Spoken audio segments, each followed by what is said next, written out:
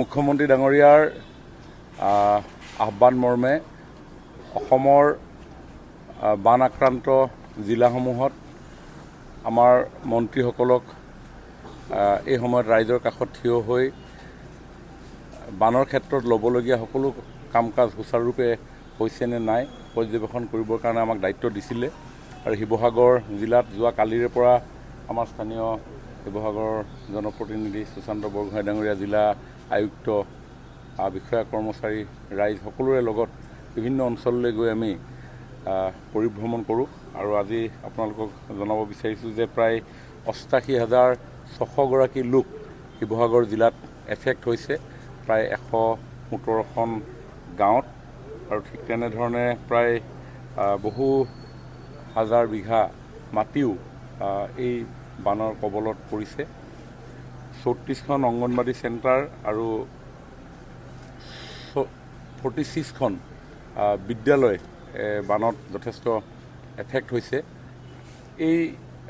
বানৰ সময়ছোৱাত যাতে আমাৰ বানপীড়িত ৰাইজে ভাল ধৰণেৰে সাহায্য ইত্যাদিসমূহ পাই থাকে তাৰ কাৰণে আমি সকলো সংশ্লিষ্ট পক্ষক নিৰ্দেশ দিছোঁ যাতে কোনো হিনদেৰি হ'ব নালাগে আৰু সেইমতে হৈ আছে মই যোৱা 3টা দিন এই শিৱসাগৰ জিলাৰ বিভিন্ন স্থানলৈ গৈছোঁ জনসাধাৰণে ভাল ধৰণেৰে বানৰ লগত মোকাবিলা কৰিব পৰাকৈ সহযোগিতা চৰকাৰৰ তৰফৰ পৰা পাইছে বুলি তেওঁলোকে জনাইছে মই এইখিনিতে আমাৰ শিৱসাগৰ জিলাৰ খেতিয়কসকলক অনুৰোধ জনাব বিচাৰিছোঁ যে যি খেতি মাটি বানত নষ্ট হৈছে যদি তেওঁলোকৰ ফচল বীমা যোজনা প্ৰধানমন্ত্ৰী ফচল বীমা যোজনাত তেওঁলোকে ৰেজিষ্ট্ৰেশ্যন কৰা নাই তেওঁলোকৰ অঞ্চলৰ যিসমূহ CHC চেণ্টাৰ আছে সেইসমূহত তেওঁলোকৰ নামসমূহ যাতে পঞ্জীয়ন কৰি তাৰ পৰা তেওঁলোকৰ নষ্ট হোৱা খেতিডৰাৰ মূল্য যাতে তেওঁলোকে লাভ কৰিব পাৰে তাৰ কাৰণে মই আহ্বান জনাইছোঁ আৰু লগতে যিসমূহ ঘৰ দুৱাৰ ক্ষয় ক্ষতি হ'ল তাৰ হিচাপ জৰীপ ইতিমধ্যেই বিভিন্ন স্তৰত হৈ আছে কিন্তু আজি আমি ৰিভিউ মিটিঙত এটা সিদ্ধান্ত গ্ৰহণ কৰিছোঁ যে সেই ক্ষতিগ্ৰস্ত তালিকাসমূহ যাতে শুদ্ধ ৰূপত হয় কোনো যাতে বাদ পৰি যাব লগা নহয় তাৰ কাৰণে ৭২জন বিভিন্ন বিভাগৰ বিষয়াক প্ৰত্যেকৰে বিপৰীতে এখন বা দুখন গাঁও আমি এলট কৰিবৰ কাৰণে